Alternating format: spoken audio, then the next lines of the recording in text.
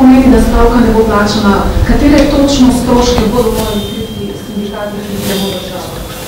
Zdaj, ne vem, kjere stroške bodo krili sindikati, ampak tisti zaposleni, ki bodo iz javne uprave, ki bodo stavkali, pač ne bodo dobili nadomestila za plačano.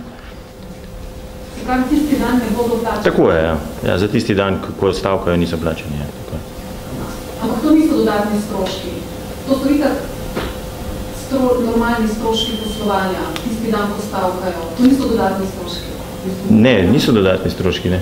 Se pravi, bomo prihranili, ker ne bomo plačali službencev za en dan stavke. No, največ prihrani država, ki učinkovito funkcionira, kjer javni sektor dobro dela in kjer so ljudje zadovoljni z delovanjem državnega aparata.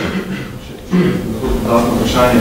Sindikat je včeraj rekel, da je tako stavki naknadno temu počelo odloča sodišče, da se doplače stavki. Tako da na koncu razlagu, kot sem se razumel, sindikate ne more v tem odločiti. No, ukolikor nastanejo formalni razlogi za to, ne? Bodi si kršitev zakonodaje, bodi si kršitev kolektivne pogodbe. Zdaj, 18.4. ne gre za noben od teh dveh.